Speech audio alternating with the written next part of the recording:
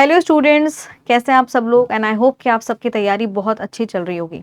आप सभी जानते हैं कि भाई बिहार डीएलएड का एग्जाम अब होली के बाद ही होगा। अब ऐसे में बच्चों को मन में ये है कि मैम कुछ ऐसे इंपॉर्टेंट क्वेश्चंस करा दो जिनसे पेपर में सवाल आ जाए। तो बेसिकली स्टूडेंट यहाँ पर हम लोगों ने इससे पहले टॉप 15 क्वेश्चन डिस्कस किए थे। अब हम आगे इसे कंटिन्यू करेंगे। तो आज भी हम ऐसे 15 महत्वपूर्ण वन लाइनर्स को यहाँ पे पढ़ेंगे जिनसे आपके पेपर में सवाल पूछने की संभावनाएं बहुत ज़्यादा है। तो चलिए बिना किसी देरी के शुरुआत करते हैं अपनी आज के इस सेशन में। तो यहाँ पर बच्चों हमको टॉप 15 क्वेश्चन डिस्कस करने हैं। बाकी अगर इस क्लास की PDF आपको चाहिए तो आप ये टेलीग्राम ग्रुप के साथ जुड़ जाना, यहाँ पर आपको ये PDF मिल जाएगी। ठीक है, तो शुरुआत करते हैं। सबसे पहला, जैसे 15 हम ऑलरेडी पहले वाले पार्ट में कर चुके हैं, तो हम आगे के 15 यहाँ पर डिस्कस करेंगे। आपसे जैसे पूछा जा रहा है कि देखिए, covalent bonds are form by sharing of electron between atom so that both can achieve a complete filled shell. कहने का मतलब है जहां पर कोवलेंट यानी सहसंयोज बंधन होता है वो दो परमाणुओं के बीच इलेक्ट्रॉन्स के बंटवारे को कहा जाता है।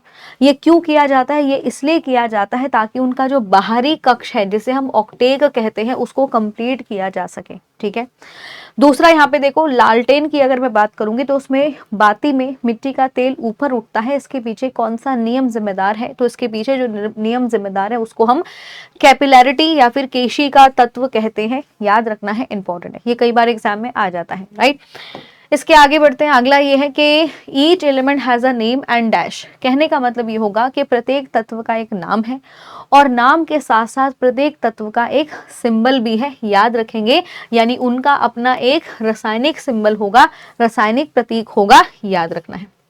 तुम लोग मुझे कमेंट करके बताओगे कि जो टंगस्टन होता है, इस टंगस्टन का सिंबल क्या होता है, इस टंगस्टन का प्रतीक क्या होगा, ये तुम लोग मुझे कमेंट करके बताओगे।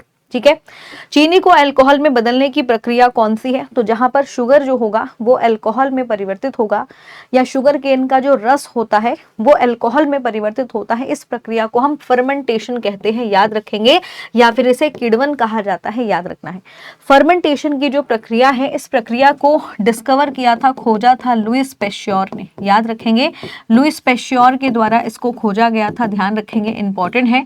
और इस प्रक्रिया में क्या होगा? अवायवीय श्वसन होता है, यहाँ पर एनारोबिक रेस्पिरेशन होता है। जब भी शुगर को अल्कोहल में परिवर्तित किया जाएगा तो यहाँ पर खमीर का प्रयोग किया जाता है, ईस्ट का प्रयोग किया जाता है। याद रखेंगे, तो यहाँ पर खमीर का हम प्रयोग करते हैं। ध्यान रखना है, इंपॉर्टेंट है। ठीक है, तो ये सवाल एग्जाम में बन सकता है। लैक्टिक एसिड की अगर मैं बात करूं, लैक्टिक अम्ल की अगर मैं बात करूं, खट्टे दूध के अंदर, दही के अंदर लैक्टिक अम्ल मौजूद होता है। लैक्टिक अम्ल में 3 कार्बन के मॉलिक्यूल्स या 3 कार्बन के अणु मौजूद होते हैं।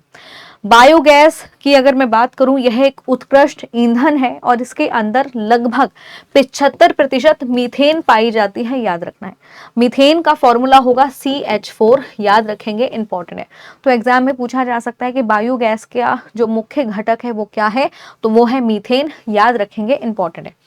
आगे बढ़ते हैं। इसके बाद याद रखेंगे, सबसे इंपॉर्टेंट चीज ये है कि इलेक्ट्रॉन ऋणात्मक तत्वों के रूप में जाने जाते हैं क्योंकि वे इलेक्ट्रॉन के लाभ से ऋणात्मक अवशेषित आयंस बनाते हैं। तो ऐसों को हम क्या बोलेंगे? इनको हम नॉन मेटल कहेंगे। तो नॉन मेटल या अधातु वो होते हैं जिनके ऊपर नेगेटिव चार्ज होता है। जैसे आपने देखा होगा, ऑक्सीजन के ऊपर 2 नेगेटिव का चार्ज होगा। कारण क्या है? ऑक्सीजन को 2 इलेक्ट्रॉन्स की आवश्यकता है ताकि ये अपने शेल को, अपने बाहरी कक्ष को पूरा कर सके। ठीक है, तो अधातुओं की पहचान क्या होगी?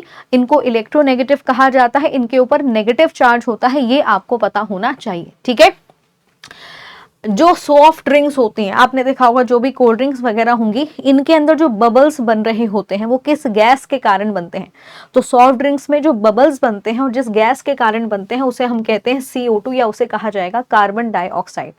जितनी भी सॉफ्ट ड्रिंक्स होती है इनके अंदर एक एसिड भी होता है जिसका नाम है कार्बोनिक एसिड। तो ये भी तुमको ध्यान रखना है, इनके अंदर बेटा कार्बोनिक अम्ल होता है। याद रखेंगे। ठीक है, इसके बाद अगला सवाल यह है कि इनफ्लेमेबल गैस कौन सी है जो बलून्स के अंदर भरी जाती है?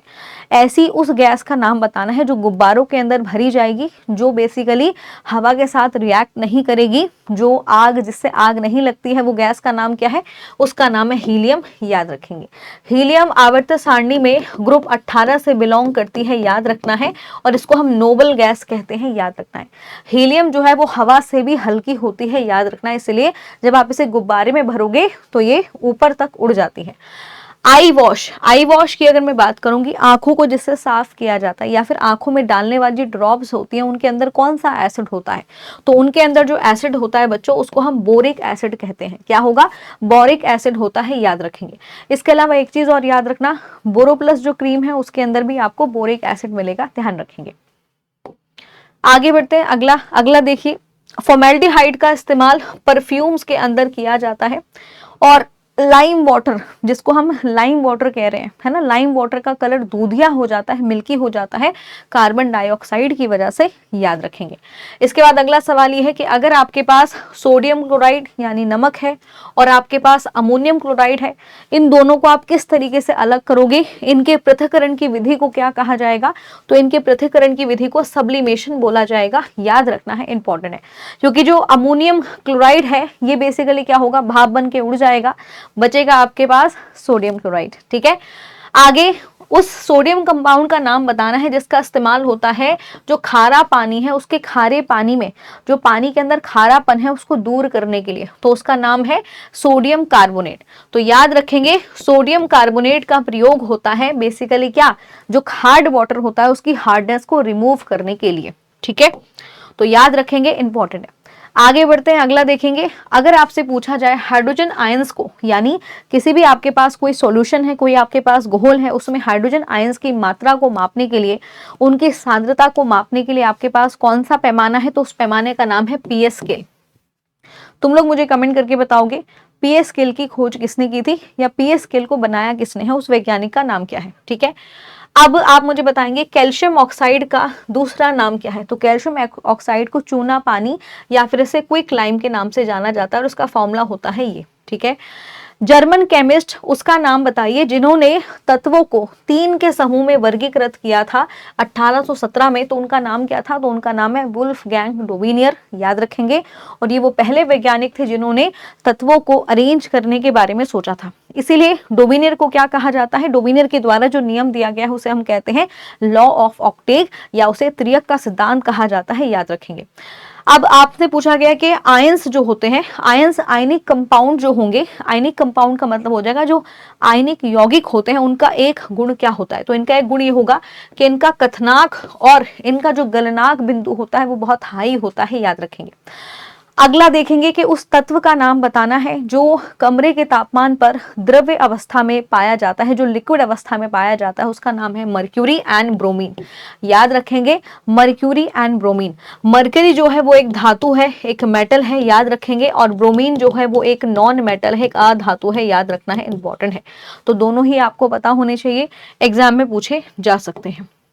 तो स्टूडेंट्स, ये थे वो इंपॉर्टेंट वन लाइनर्स जिनसे आपके पेपर में सवाल आ सकता है। और आप लोगों के लिए मैंने हिंदी इंग्लिश दोनों ही भाषाओं में इसको अलग अलग किया हुआ है, ताकि ऐसा कोई भी स्टूडेंट ना हो जिसको परेशानी हो, जिसको हिंदी इंग्लिश में दिक्कत हो रही हो, तो दोनों के लिए मैंने दोनों भाषाओं में इसको लिखा है। ठीक है, तो इनको बढ़िया तरीके से याद कर लेना, एग्जाम पॉइंट ऑफ व्यू से बेटा ये इंपॉर्टेंट है। तो मिलते हैं आपसे अगले सेशन में जो इसका पार्ट 3 होगा। ठीक है, तब तक के लिए bye bye and take care.